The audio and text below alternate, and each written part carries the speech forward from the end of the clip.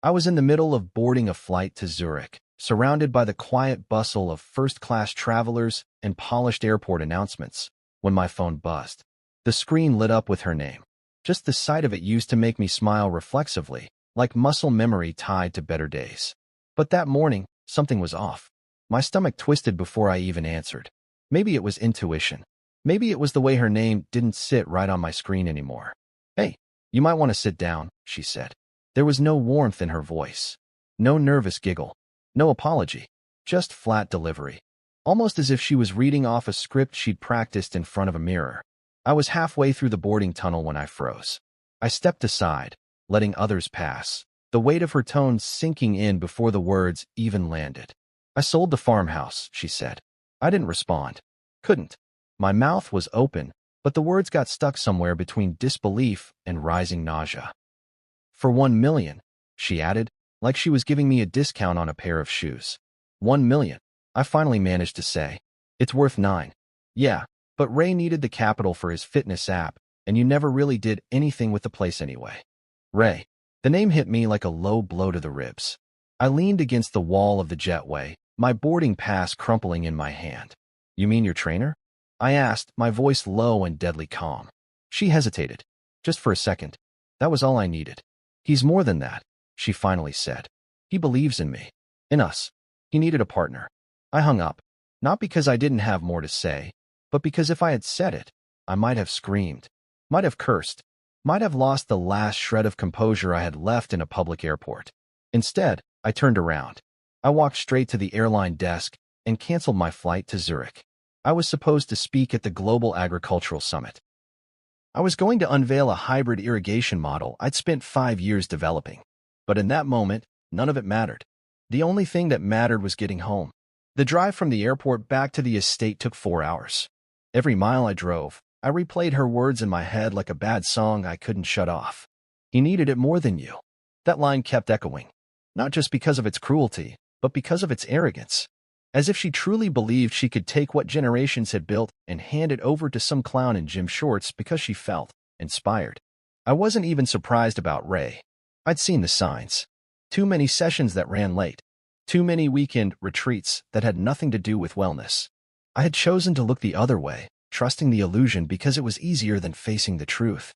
I let the lie sit in our home like a ghost, silent but present. That was my mistake. But this was something else. This wasn't just infidelity. This was theft. Betrayal wrapped in casual conversation, sealed with a smug sense of entitlement. She thought she was playing chess, and that I was too naive to see the board. But what she didn't know, what she had never bothered to understand, was that the farmhouse she sold wasn't even the real one. By the time I reached the estate gates, the sky had turned a soft gray. Rain threatened in the distance, but hadn't fallen yet. I paused at the entrance and looked up at the wrought iron sign. Tolliver Acres. My grandfather's name. His legacy. Our legacy. The house that greeted me was familiar only in structure. It looked wrong somehow. Different. Like someone had tried to stage it for a magazine cover and failed miserably. Cheap paint-covered old brick. New furniture sat awkwardly in a house that once breathed history and purpose. They'd changed the drapes. Swapped out the light fixtures. Even the smell was different, artificial, hollow. But I didn't rage. I didn't cry. I didn't even ask who had moved in. Because I already knew. The moment she told me what she'd done, I knew she had sold the guest house. The replica. The one I had renovated a decade ago as a distraction project when I was recovering from back surgery. The one tourists came to for weekend retreats. It was a mock-up, a facade. The real farmhouse, the one passed down by my grandfather, had been relocated years ago. She sold a shell. I stood there on the gravel path and let that irony sink in. She thought she had stripped me of everything. She thought she had gutted me to fund her boyfriend's startup dreams. But all she'd done was pawn off an empty set piece, thinking it was the crown jewel. And that's when I laughed. Not a bitter, broken laugh. A real one. Quiet. Clean. I laughed because she had no idea what she'd actually done. She had no idea how much worse she had made it for herself. Because now I wasn't just angry, I was focused. I turned my back on the faux farmhouse and made my way to the real one. It sat hidden beyond the orchard, tucked behind an old ironwood grove and wrapped in the same white brick my grandfather laid himself in the 1940s. I'd moved it there out of sentiment and strategy. I'd preserved it down to the nail. That was the heart of the estate, and it was untouched. I lit the fireplace and sat in the old wooden chair by the window. I thought about the 10 years I gave to her, the trust, the compromises, the way I used to bring her here when we were first dating, showing her the fields, the soil, the sunsets. I thought she understood what it meant to be part of something older than money, something rooted in time. But I was wrong. The woman I married would have protected this place with her life. The woman she became sold it for a boyfriend's business idea built on protein powders and shallow dreams. I poured myself a drink and watched the fire glow against the stone. I wasn't going to retaliate with anger. That's what she expected. She thought I'd come back swinging. But revenge, real revenge, is never loud. It's meticulous, precise, legal. Tomorrow, I'd call Miles. Tonight, I'd let the storm inside me settle, because the real one hadn't even started yet. I stepped onto the land just as dusk began to bleed into the edges of the sky. The soft orange glow kissed the tops of the trees, casting long shadows over the gravel path. It should have hurt, seeing the land in this condition, seeing what she had done to it. But all I felt was a cold, steady calm rising through me like smoke through a chimney. I wasn't heartbroken. That emotion had already been burned through. This was something else. This was focus. The gravel crunched beneath my boots as I walked the perimeter. The place had been tampered with, decorated like some weekend getaway from a brochure for city couples looking to reconnect with nature. Someone had power washed the charm right off the brick walls. There were solar lights shoved into the flower beds, which had been dug out and replaced with mulch and some landscaping stones you could find at any hardware store. But what really stung, what made my jaw tighten, was the absence. Gone were the wind chimes that used to hang under the eaves. Gone was the broken rocking chair my grandfather used to sit in during summer evenings, refusing to throw it out because a man should have one thing he never replaces.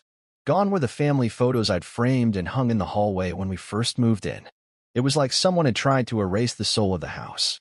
I opened the door and walked in without knocking. The new locks were an insult. She'd changed them as if I was some intruder. But I had the master key, the one no one else knew about. I installed it years ago during a renovation, back when I still believed I needed to protect the place from outsiders, not my own wife. Inside, it looked worse. She or someone else had painted over the rich mahogany trim in an off-white that looked like drying glue. The old fireplace had been sealed. The scent of lemon-scented cleaner clung to the air like desperation. On the wall where my grandfather's portrait used to hang, there was now some abstract print in black and gold, trying too hard to look expensive. I knew she thought it was an upgrade, a modern touch. But it was just noise. Empty noise. I walked through the rooms like a ghost. I stopped in the kitchen, where we used to have coffee on Sunday mornings, where she once burned pancakes so badly we had to eat them with spoons. I stood in the hallway, where I used to find her humming to herself as she reorganized the bookshelf for the 5th time. I remembered the smell of fresh apples in September, the muddy boots we used to leave by the back door after harvest walks. None of that was here anymore. And yet, the pain didn't come. Because here's the part she didn't know. What no one knew, really. This house, this shell, it wasn't the real farmhouse. Not anymore. The real one, the one with history in its walls and blood in its bricks, was tucked away on the far side of the estate, across the willow-lined creek. I had moved it years ago, slowly, brick by brick, board by board, to protect it. I restored the replica for tourist retreats and business guests, letting this fake version soak up the attention while the real home slept in peace behind a veil of trees and tradition. This house, what she sold, was a decoy. She had no idea. I knelt down near the fireplace and pulled up a floorboard I had hollowed out years ago. Inside was a sealed envelope containing the original deed, clearly marked, signed, and notarized, with coordinates and descriptions pointing to the real farmhouse. There was also a letter from my grandfather, one I'd kept sealed until now. I broke it open and read it under the fading light. If you're reading this, it means the house has become a target. We build things in this family not for comfort, but for legacy. If someone tries to take that from you, let them think they've succeeded. The land remembers. And so do we. I closed the letter, set it back in the hollow, and sealed the board again. A deep breath escaped my chest, something between a sigh and a slow release of everything I'd held in since that call at the airport. Outside, the wind started to pick up, rustling the fields that had been left unattended. Weeds were creeping in along the edges. Tools were rusting on the side of the barn. The irrigation pipes I'd spent months designing sat in disrepair. But I wasn't angry. Not anymore. I was planning. The next step would be legal. This wasn't about emotion now. It was about consequence. It was about reminding her, and Ray, that some legacies don't vanish because someone signs the wrong document. This was about restoration, not just of property, but of pride, of clarity. I walked the perimeter of the land one last time before heading back toward the old growth. As I passed the orchard, I stopped to pick a rotting apple off the ground and crushed it in my hand. The juice ran down my fingers, sticky and sour. She thought she could sell off my inheritance for pennies. She thought she could convert 10 years of partnership into a down payment on some man's dream. But all she did was start a fire in a place she didn't understand. I paused at the edge of the grove and looked back. The farmhouse she'd sold stood silent and dumb in the fading light. It looked proud in a hollow way, like someone wearing a medal they didn't earn. She thought she had one. But the truth? She had sold herself out of everything and didn't even know it yet. Tomorrow, I would go see Miles, the old lawyer who'd been by my grandfather's side until the end. He'd know what to do with the trust, with the clause, with the contract she never bothered to read. She had signed it blindly, trusting that I would never use it. But the moment she moved that money, without my signature, she triggered something irreversible. It wasn't just betrayal. It was proof. And proof was the only thing that mattered now. I walked back to the real farmhouse under the cover of nightfall. The house was lit with a single lamp in the window, glowing like a lighthouse. That's the difference between her and me. She lived for the illusion. I preserved the truth. And now the truth was about to come for her quietly, legally, and with the full weight of a legacy she never took the time to understand. The next morning, I was already on the road before the sun had fully risen. The gravel crunched beneath the tires as I left the estate, the fog still clinging low over the fields like a protective shroud. I didn't sleep much the night before, just enough to keep my mind sharp. Sleep wasn't important. Precision was. What Lila had done wasn't just reckless. It was illegal. She had no idea what she'd walked into when she thought she was making a bold, independent move. I drove to Ashcroft and Granger, the law firm that had handled my grandfather's affairs for nearly 4 decades. Miles Granger was the kind of man who wore linen in the winter and smelled like cedarwood and paper. His handshake was firm, his eyes sharper than his years should allow, and he never wasted words. When I walked into his office that morning, he looked up from his desk and smirked, just a slight twitch at the corner of his mouth. "She did it, didn't she?" he asked, pushing a leather-bound folder across the desk. I nodded and sat down. "She sold the shell," I replied. He chuckled, not with joy, but with grim satisfaction. "I told your grandfather that someone would try one day," Miles said. "He didn't trust easy, but he trusted you. That's why he wrote the iron clause." The iron clause. Grandfather's final safeguard, woven into the estate trust like a hidden blade in a gentleman's coat. It was clear, airtight, and legally binding. No property could be sold, transferred, mortgaged, or liquidated without the written consent of the heir, me. Any unauthorized transaction would trigger immediate legal reversal, asset recall, and full financial restitution payable by the offending party. No loopholes. No exceptions. "She signed everything," I said. "She thought I'd never enforce it." Miles opened the folder and slid a document toward me. "Then it's time." I looked over the form. It was simple, a trigger notice. Once filed with the county registrar and the family trust board, it would nullify the transaction within 72 hours. But that wasn't even the harsh part. The clause demanded restitution. She would owe the trust every cent from the fraudulent sale, plus damages. "This will hit her like a freight train," I said quietly, not with malice, but with certainty. Miles tapped his pen on the desk. "Good. She needs to understand legacy is not something you gamble." He leaned back in his chair. "Ray's involved, right?" I nodded once. "Then we'll need to move fast. Once people like him smell a crash coming, they start vanishing into the wind." I signed the trigger notice and passed it back to him. My hand didn't shake. We spent the next hour reviewing the trust in detail. I'd read it before more than once, but this time, every word felt different. He highlighted parts one hadn't considered in years. Provisions for estate damage. Clauses for personal asset freezes. Protections for generational holdings. My grandfather had written it with the kind of foresight you only get from surviving 2 wars and a lifetime of betrayal. He trusted love but documented his land like he was preparing for battle. Before I left the office, Miles handed me a sealed envelope. "What's this?" I asked. "Your grandfather's final amendment. He told me to give it to you if this clause was ever used." I took the envelope and slid it into my coat pocket.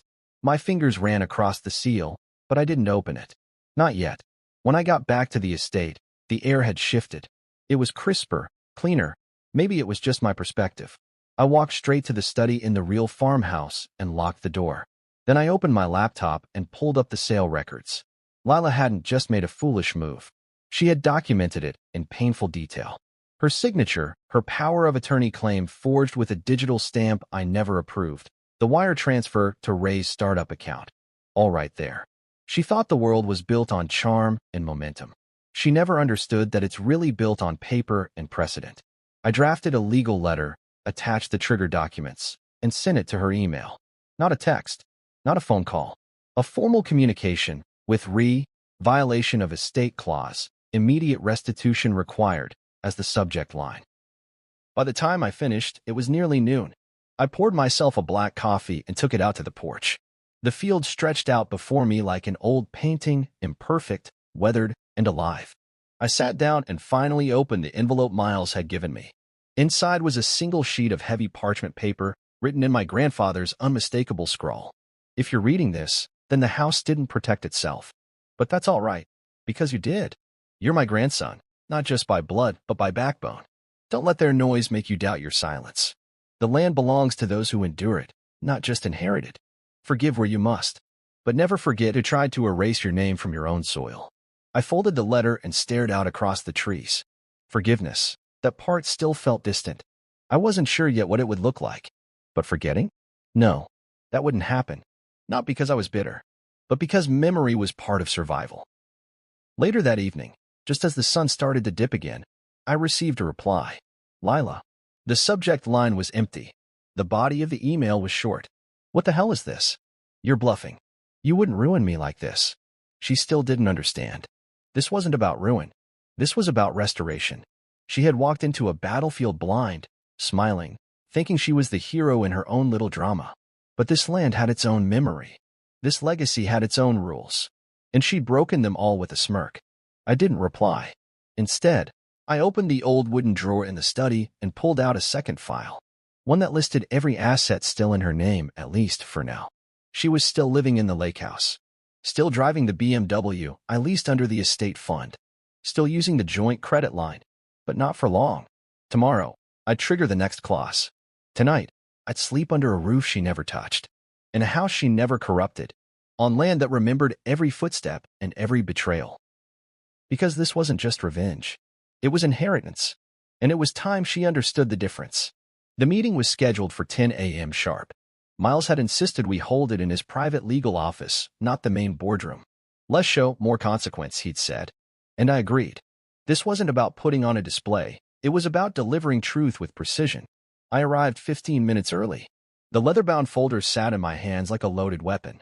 Inside was everything. The deed reversal, the trust activation, the wire fraud documentation, the clause enforcement order, and the restitution breakdown. Every page was prepared, signed, and ready for submission. All I needed was to watch her face when she realized what she'd done.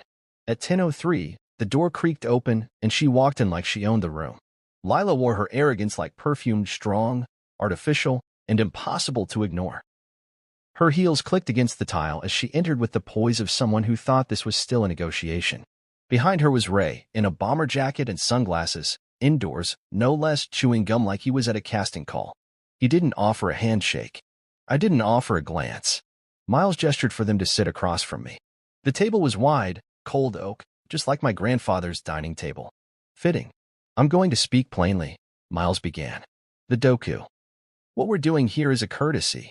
Lila blinked, smiling like she was humoring a child. I'm not sure I understand what the urgency is here. The sale was clean. The buyer was legitimate. Miles didn't flinch. You sold property held in a protected trust, without the required written consent of the beneficiary. That triggers what we call the iron clause. He slid the folder across the table to her. She opened it with one manicured hand and started scanning. The shift was immediate. The smile dropped. Her eyes moved faster. Pages turned with increasing panic. Ray leaned over her shoulder. Wait, what is this? He said, frowning now. Restitution clause? Miles interjected calmly. That's the part where the trust sues for damages. The full market value of the illegal sale must be repaid by the offending party, or all associated assets become subject to freeze and liquidation. That includes joint property, vehicles, accounts, anything co-owned or funded through the estate. Lila's voice cracked for the first time. But I didn't know. I didn't mean. You didn't read, I said, finally speaking. That's not a defense. That's negligence. She turned to me then, fully. You're really going to do this to me? No, I replied, steady as stone. You did this to yourself. Ray laughed, clearly trying to deflect. Man, come on. It's just a house. And we've got bigger plans now anyway. The app is going public. Miles chuckled softly, almost pityingly. You might want to hold off on that press release, Mr. Raymond. The investment funds your company received were tied directly to stolen assets. That makes the transfer fraudulent. A recall has already been filed with the bank, and an injunction is pending with the local court. What the hell does that mean? Ray snapped. It means, I said, turning toward him, you're going to have to explain to your investors why their seed money was funded with stolen property proceeds. Good luck raising capital from behind a desk with no wheels. He stood suddenly. This is harassment. I'll sue. You're welcome to try. Miles replied calmly, reaching into his drawer and pulling out another envelope. But I would advise you read this first. Ray took it with a scowl. As he flipped through the paperwork, I could see the color drain from his face. Injunctions, fraud implications, wire transfer violations, his name was on every one of them. His signature, time-stamped and traceable. The look in his eyes shifted from arrogance to dread in seconds. Lila, meanwhile, was now whispering to herself as she reread the documents. This can't be real. I didn't know. You can't just freeze everything. I live in that house. I need that car. That's my life. It was, I corrected her. Until you decided to sell mine. You could have warned me, she said bitterly. You could have told me before it got this far. I leaned forward, resting my elbows on the table. You told me. On the phone, that Ray needed the money more than I did. You made your choice. I'm simply honoring it. She slumped back in her chair, the fire now flickering out. Miles waited a beat, then tapped a final document on the table. This is your notification of breach and formal notice of restitution enforcement. If you wish to contest it, you may do so in court, but I assure you, the odds are unfavorable. She didn't move. She just stared at the papers in front of her, like they might rearrange themselves into something more forgiving. But they wouldn't. Ray turned toward her, his tone suddenly cold. You told me this place was yours. I thought it was, she whispered, eyes wide. I stood. That was enough. I had seen what I needed to see. Before I walked out, I looked at her one last time. I didn't do this to punish you. I did this to protect what matters. Something you never cared to understand. She tried to speak, but no words came out. Outside, the air was crisp and bright. I walked to my truck without looking back. Behind me, I heard Ray raise his voice, demanding answers, demanding money. I didn't care. Let them fight it out among themselves now. They built their house of cards. It wasn't my job to hold it up. What mattered was the land. The real land. The one she didn't touch. The one she never valued because she was too busy chasing something shinier. I drove back to the farmhouse in silence, the folder beside me on the passenger seat. The trigger had been pulled. The clause was active. There was no going back now. But I wasn't grieving. I was reclaiming. Back at the estate, I walked the field alone. The wind was stronger now, pushing against me like resistance. But it didn't bother me. I had something stronger. Paperwork. Legacy. Truth. That night, I was sitting in the kitchen of the real farmhouse, a cup of black coffee cooling in my hand, when her name lit up on my phone. I stared at the screen for a moment, watching it buzz on the wooden table. The message preview flashed once. Can we talk? 3 words. Short. Almost innocent. But after everything, they felt like a punchline. I didn't respond right away. Part of me wanted to block her. Another part wanted to ignore her into oblivion. But the bigger part, the one that had survived her betrayal, was curious. Not for her sake, but mine. What could she possibly say now? What story would she spin after watching her illusion crack in front of a lawyer and a man she once vowed to love? So I texted back, come to the farmhouse. The real one. She replied with a single question mark. I didn't elaborate. Let her figure it out. An hour later, her car pulled up the gravel path. She must have driven fast, too fast, because I could hear the tires skid slightly as she parked. When she stepped out, I saw her hesitate. She looked around, confused. This part of the land had been off limits for years. I kept it that way on purpose. She had no idea what was here. To her, it was just an overgrown patch of trees and brush. She never once asked why I insisted on maintaining it alone. Now she would see.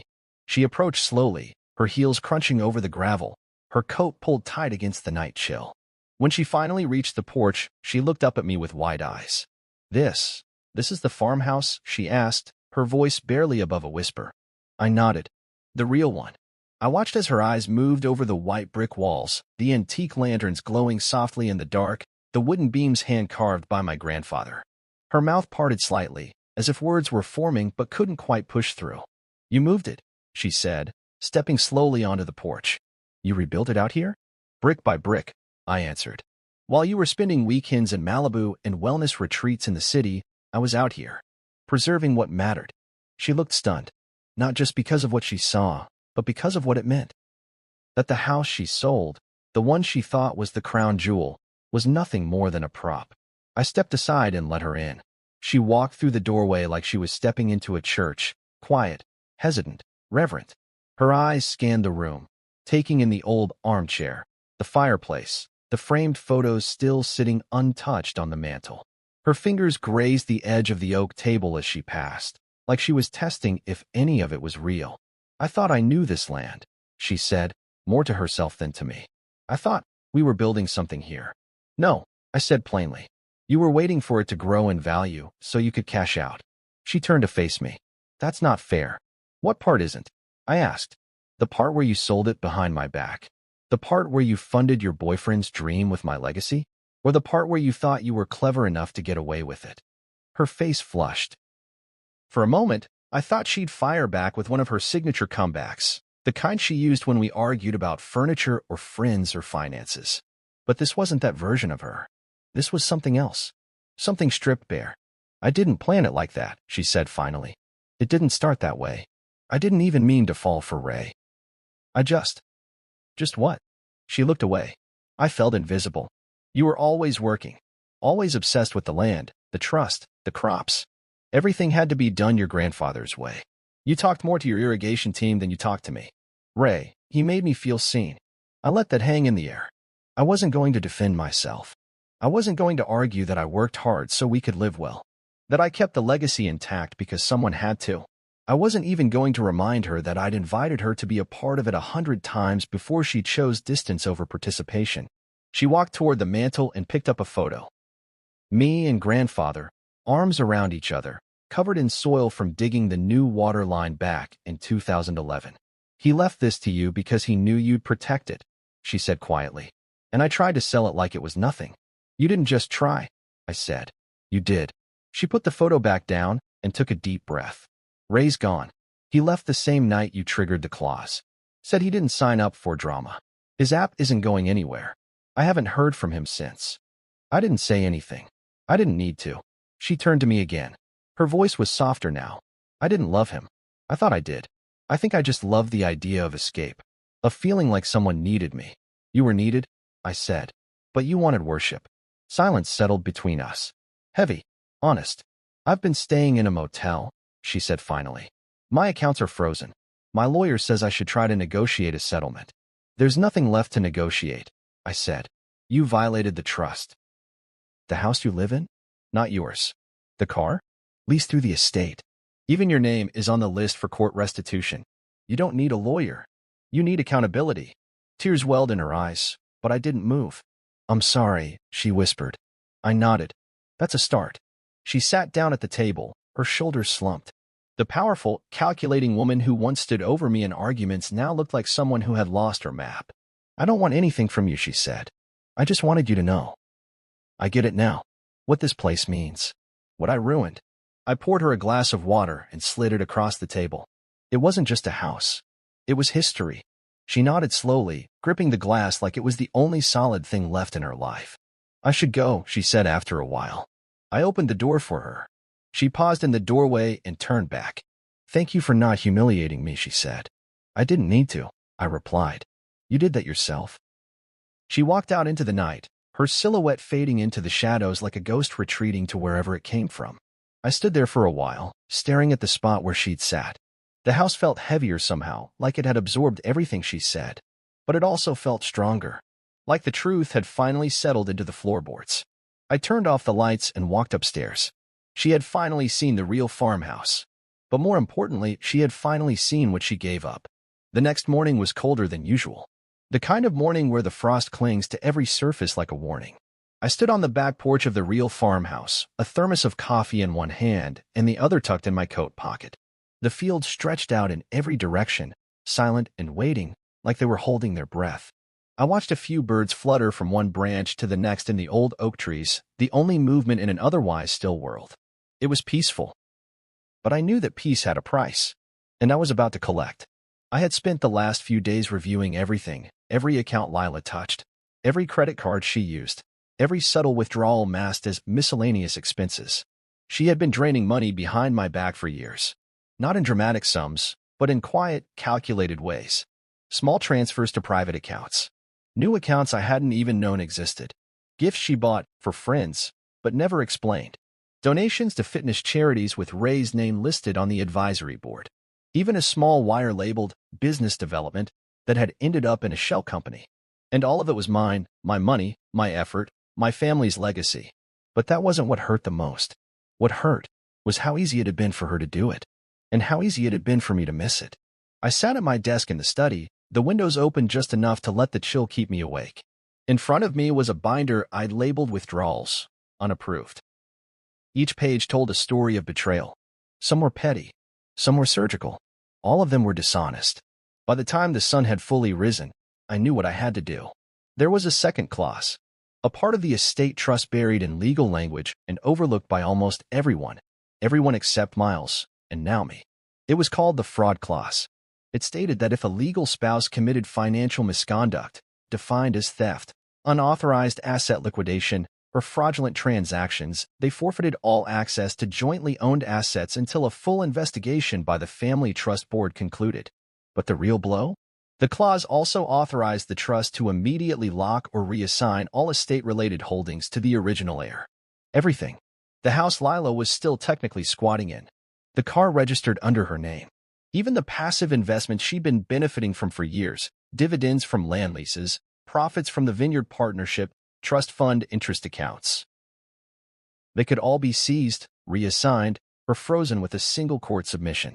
And today, I would pull that lever. I met Miles at his office by 10 a.m. sharp. He was already waiting, tie loosened slightly, glasses perched on his nose as he reviewed the file I'd sent him the night before. She skimmed more than I expected, he said, flipping through the binder. But you documented it well. This is more than enough. I want to trigger the fraud clause, I said. All of it. He looked up at me. Are you sure? Yes. He nodded. Then let's get to work. We spent the next few hours preparing the formal filings, statements, affidavits, transfer requests. I signed where needed. He notarized where required. By noon, it was done. All we need to do is deliver this packet to the county clerk and the trust board office, he said. After that, she's locked out. And so, by 2 p.m., the trigger was pulled. It didn't take long for the consequences to unfold. At 3:47 p.m., I got a call from the local sheriff's office. They'd been dispatched to her address to deliver the notice of eviction and asset freeze. No drama, they said. She answered the door, confused, tried to argue, but when they handed her the envelope, she went silent. Signed for it. Then stepped back inside and shut the door. At 4:22, she tried to access the joint account. Denied. At 4:29, her card was declined at a boutique she frequented downtown. The owner, who also happened to be the cousin of one of my ranch managers, texted me personally. Your wife tried to use a frozen card. Looked shaken. Didn't make a scene, though. At 5:02, my phone rang again. It was her. I stared at the screen. Let it ring twice.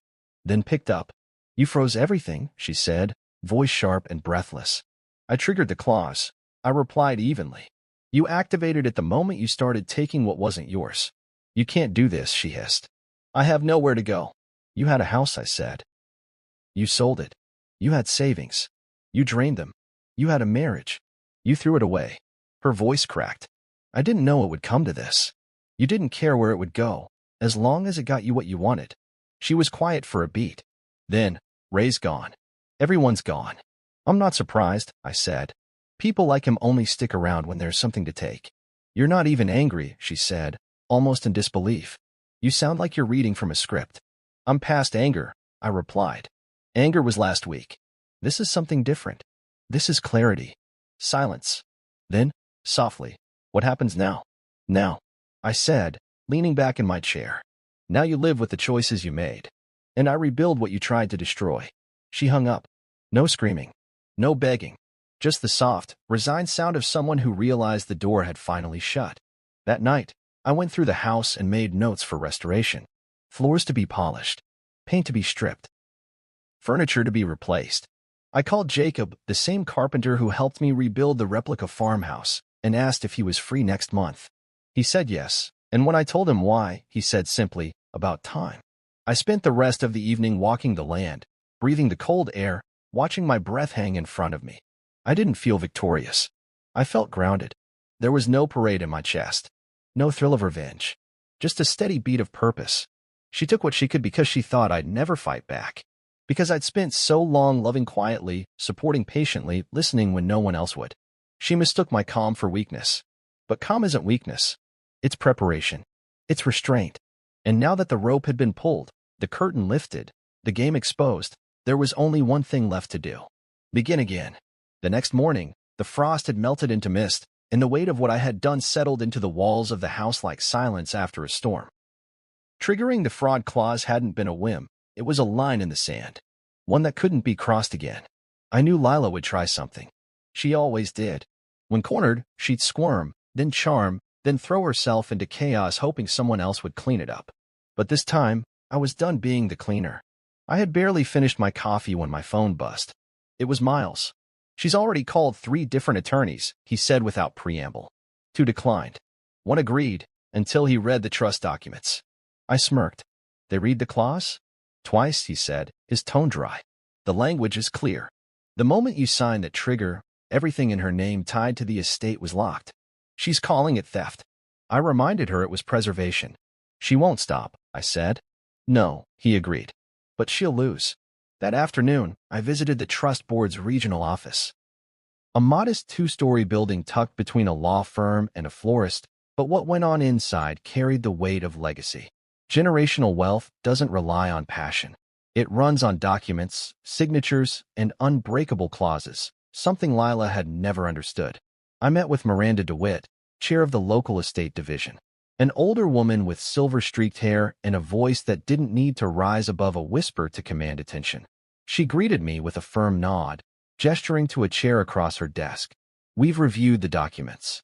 Every transfer, every expense, every login trail. You did your homework. I had to, I said. She was siphoning my life while sleeping beside me. She's not the first, Miranda said, not unkindly. Entitlement dressed as love rarely ends quietly. She slid a folder across the table. Here's the formal confirmation. As of 10 a.m., Lila Tolliver is locked out of all estate-linked accounts, properties, and legal privileges. She cannot access, contest, or claim anything unless she wishes to fight the trust in court, and even then, the burden of proof falls entirely on her. I nodded. Let her try. Just be ready, Miranda said, locking eyes with me. This is the part where they scramble. Desperate people get noisy. Noisy was right. By evening, my inbox was filled with them. How could you do this to her? She made a mistake. This isn't justice, it's cruelty. You're being cold. Vindictive. Cold? No. I had been warm for too long. I had given kindness where I should have given boundaries. And now, when I finally stood up for what was mine, they called it cold. But I didn't respond. Instead, I sat on the front porch that night, watching the stars come out over the land. The house was quiet, steady. For the first time in months, maybe years, I felt clarity. Not peace, exactly, but direction. And then, as if on cue, I heard tires on gravel. I didn't move. A beat-up black sedan rolled to a stop at the edge of the drive. Lila stepped out, coat wrapped tight around her. I searching the dark until they landed on me. She didn't come any closer than the bottom step. I know I can't win, she said. They told me that. I said nothing. Let the silence answer her. I know I hurt you, she continued. But it wasn't all fake. We had something once, didn't we? Once, I said. She looked down at her hands. I was scared. You were slipping away. The house, the land, your work, you always had somewhere else to be. Ray made me feel like I mattered. And so you sold my legacy, I replied, calm and sharp, to feel significant. Tears welled in her eyes. I made a mistake. No, I said. A mistake is spilling coffee. You made a choice. Over and over again. She took a deep breath. I have nothing left. Ray's gone. My name is ruined. My friends don't return my calls. My mom's cut me off. I don't even have an apartment now. You had a home, I said. You burned it. She stood there a moment longer. Then, with trembling fingers, she reached into her coat and pulled out a crumpled envelope. What's that? My confession, she said. A statement. Detailing everything. The transfers. The app scam. The forged signature. I wrote it for the trust board. For you. I stood slowly, walked down the steps, and took the envelope. I'll review it, I said. Will that help? It'll decide how you leave this behind, I said plainly. With a whisper or a lawsuit. She laughed bitterly, wiping at her face. Even now, you're still controlled. No, I said, turning away. I'm just no longer yours to manipulate. She got in her car and drove off without another word. Back inside, I opened the letter. It was sloppily written, but it was honest. She admitted to every transaction, every lie, every meeting with Ray. She even included dates, account names, and descriptions of when she started feeling like stealing felt safer than asking. I handed it to Miles the next morning. He read it silently. We'll keep this. Could save us weeks of litigation. Use it as leverage, I said. Not to punish her. Just to end this clean. He nodded. By Friday, the trust board sent their final notice. In exchange for the signed confession and permanent forfeiture of all estate claims, they would spare her from court. She would not face criminal prosecution, but she would be legally barred from any future claims, assets, or public statements about the trust, me, or the estate. It was done. The trap had been sprung, not with anger, not with shouting, but with truth. She fell in slowly, and now she couldn't climb back out. I spent that evening back on the land, watching the wind ripple across the wheat like the surface of a lake. I felt lighter. Not happy, but lighter.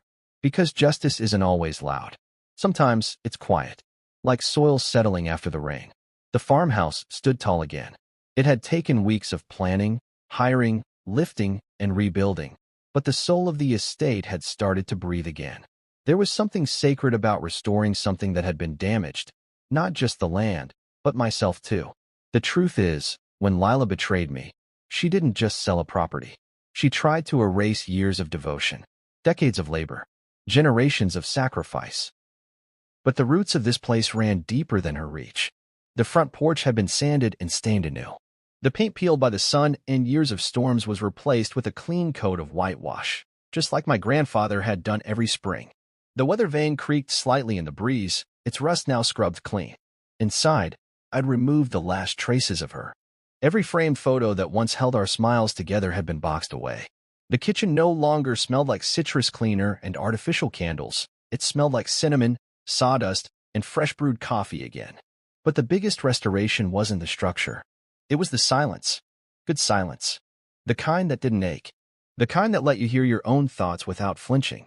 One by one, I'd called back the people who once made this land thrive. Raul, the groundskeeper, who had left when Lila restructured operations and replaced him with a landscaping app. MS. Delaney, the seasonal cook who used to prepare fresh pies for tour guests, let go with no warning. Even Carter, the farmhand who used to repair fences and run the harvest trucks, I found him 2 towns over, working at a car wash. When I asked him to return, he cried. We rebuilt, quietly. No press. No ribbon-cutting ceremony. Just people who cared about the land coming back to do what they did best. I doubled their pay, set up housing allowances, reopened the old guest barn and turned it into a community workspace. If Lila had tried to turn this estate into a cash grab, I would turn it into something better, stronger, not just on paper, but in purpose. The crops were next. Most of the fields had been left to rot. Irrigation lines clogged, fencing down, the soil compacted and tired. But we worked it back to life. We cleared the overgrowth, tested the nutrients, brought in livestock rotation to aerate the dirt. For weeks, I came home with sore legs, blisters, and dirt under my nails. And it felt good, because it was mine, earned, preserved. One evening, Just as the sun dipped behind the hill and painted everything in gold, I stood at the edge of the northern field and watched the workers pack up. Raoul gave me a thumbs up from the tractor. Carter shouted something about beer. I waved and promised I'd bring cold ones tomorrow. Then I heard footsteps behind me. Not rushed. Careful. Hesitant. I turned. It was Sophia. Not a stranger. A neighbor. One of the few who had stayed silent during Lila's downfall, not out of spite, but caution. Sophia had always been kind to us, even when Lila barely acknowledged her. She had a quiet strength, ran a floral nursery just down the road, and once gave me homemade jam when I'd helped her fix her fence after a storm. She held a small basket in her hands, full of biscuits and herbs. I heard the orchard's back up, she said. Thought I'd come see for myself. I smiled. It's breathing again. She looked past me to the trees in the distance. It's good. Seeing this place alive. Felt like a ghost town for a while. It was, I admitted. But ghosts don't get to keep the keys. She chuckled at that, then stepped closer and handed me the basket. I don't want to intrude. I just wanted to say I'm glad you stayed. I nodded. I almost didn't. I know, she said. But the land needs people who remember where it came from. I looked at her then, not just as a neighbor, but as someone who understood what legacy meant. And I realized how rare that was. Thank you, I said, more sincerely than I'd said anything in a long while. She left not long after. But that moment stayed with me. Because rebuilding wasn't just about structures or soil. It was about people, community, trust, not just in others, but in yourself again. I spent that night in the old reading room, the fire crackling in the hearth. The house creaked in familiar places, not because it was falling apart, but because it was settling, like an old soul stretching its limbs after a long sleep. I pulled out the old ledger my grandfather had used to track crop cycles. Inside were notes from decades ago, pencil-scrawled margins about weather patterns, planting predictions, even reminders to talk to the chickens more. They seemed tense. One entry stood out. If the land ever falls into the wrong hands, remember this. It doesn't die. It waits. For someone worthy. Someone patient. Someone who listens. I ran my fingers over the ink. It hadn't died. And I had waited. And now, I was listening. In the following weeks, the estate began to bloom. Not just the trees and crops, but the spirit of the place. People began showing up again. Old friends. Former business partners who had once written me off after Lila's betrayal. Some apologized. Most didn't. And that was fine. Because I wasn't bitter. I was better.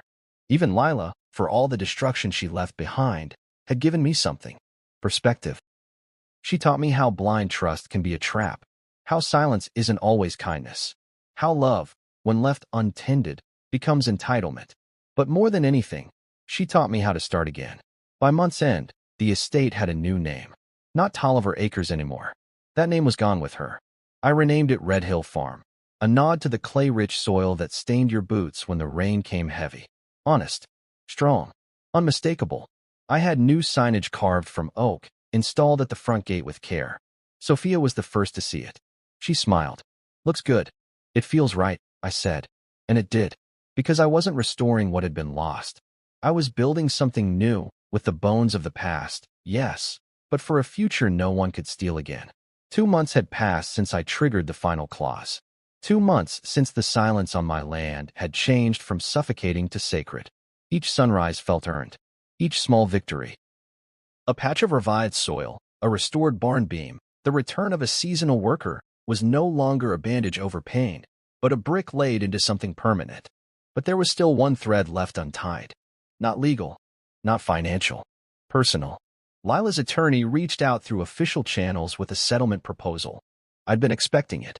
It was written in that half-apologetic, half-cautious tone that lawyers use when their clients have finally run out of cards to play. The letter admitted that Lila could not challenge the trust, not legally, not ethically. Her confession had made sure of that. She had no grounds left. No loophole. No defense. What she wanted now, apparently, was dignity. Her lawyer called it a graceful exit. The offer was simple. If I agreed to a formal settlement outside of court, she would sign over all remaining property and assets tied to the trust, issue a public statement acknowledging her misconduct, and never attempt to contact or interfere with the estate again.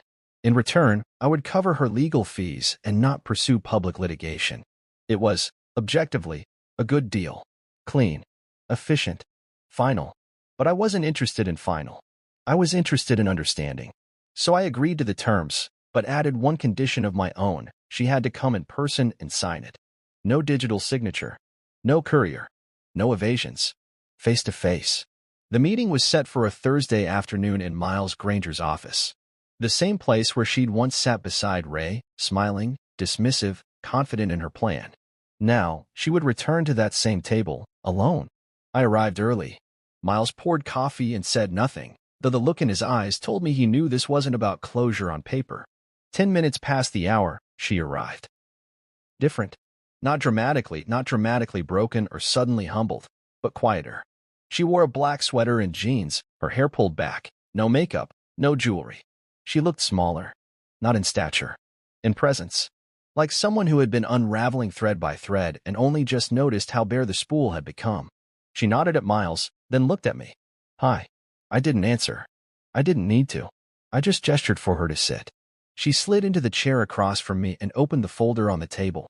Her hands were steady.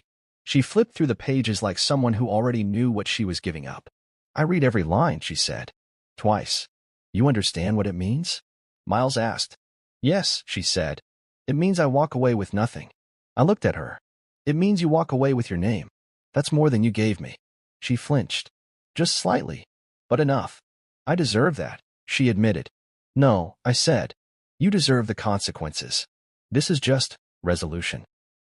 She nodded again, then reached for the pen. She paused just before signing. I don't expect forgiveness, she said. I know I don't deserve that. I just wanted to say. I wasn't trying to ruin you. You just didn't care if you did, I said evenly. Tears filled her eyes, but she didn't let them fall. I kept thinking I'd fix it later. That somehow, if Ray's business took off, I'd pay it all back, make it up to you. But it wasn't about money, I said. It was never about the dollars. It was about loyalty, integrity, and you sold those for a fantasy. She signed the papers. Miles gathered them, checking the signatures, then slid the final document into his folder. It's done, he said. But it wasn't. Not quite. She turned to me, voice soft. I see everything now. The real house. The real land. The real you. I didn't see any of it before. I just saw what I thought was holding me back. I didn't respond. Let her speak. I thought power meant control, she continued. But I see now that real power is restraint. You could have destroyed me. Publicly. Legally. But you didn't. No, I said. I let the truth do it. She stood slowly, gathering her coat. Thank you for not dragging my name through the mud. You did that yourself. I replied, not cruelly, just honestly. She lingered at the door for a moment. If you ever need help on the farm, volunteer work, I'd show up. Just to give something back. I shook my head. There's no debt left to pay here. But there's a life out there you still have to live. Go build something real this time. And with that, she left. The silence that followed her exit was different than the one before it. Not tense. Not bitter. Just complete. A chapter finally closed. That evening, I returned to the farmhouse. The porch lights were warm, the house buzzing with the quiet rhythm of a life no longer interrupted by betrayal. I poured a glass of bourbon, stepped outside, and sat in my grandfather's old rocking chair. For years, I'd thought justice was something loud. Courtrooms, accusations, revenge. But I was wrong. Justice, real justice, is quiet. It's choosing not to swing when you're holding the sword. It's letting someone destroy themselves by their own choices. It's knowing you could humiliate them and deciding not to. The next day, I received a delivery. A single envelope. Inside was a check, modest in amount, with a note, to cover my last month in the lake house. I know it doesn't matter, but I wanted to leave one door closed properly. Signed, Lila. I didn't cash it. I didn't even deposit it. I tucked it in the back of the ledger, behind the entries my grandfather once wrote, under the note about talking to the chickens. Because not every gesture needs a transaction. Some are just a period at the end of a long, broken sentence. The morning light spilled through the windows of the real farmhouse like honey, soft and golden, stretching across the wooden floors and warming the air with that familiar glow I hadn't felt in years. It was the kind of light that made you stop mid-step just to breathe it in. I stood in the doorway of the kitchen with a cup of coffee in my hand, watching as the mist rolled off the fields. The land looked alive again, not just green and blooming, but proud, like it knew it had been defended. A year had passed since the call that shattered everything, and I was still here, still standing. But I wasn't the same man who had answered the phone that day at the airport terminal, briefcase in hand, passport tucked in my coat pocket, eyes fixed on a life built around certainty. That man was gone, and in his place stood someone quieter, stronger, and more deliberate. I had learned a lot since then. That love without respect is just dependency dressed up in vows. That silence is not always peace. It's sometimes a warning, and that sometimes the only way to reclaim what's yours is not to fight louder, but to stand still and let the storm run out of breath. After signing the final documents and watching Lila walk away for the last time, the months that followed weren't about revenge or celebration. They were about building. Rebuilding the farm. Rebuilding the team. Rebuilding myself. I returned to the land like a soldier returns home after battle, changed, cautious, but determined. Each morning began with a walk along the east field. The path had become a ritual. I'd check the rows of young crops, feel the soil between my fingers, make notes in the old leather-bound notebook my grandfather had left me.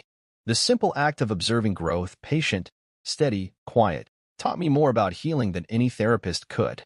The workers had settled into a rhythm again. Raoul ran the greenhouse like a general. Carter took pride in the new irrigation lines. Ms. Delaney had returned to the kitchen and was once again feeding anyone who walked through her door, farmhands, visitors, even the occasional traveler who found our little slice of land by accident. And Sophia? Well, Sophia had become something steady too.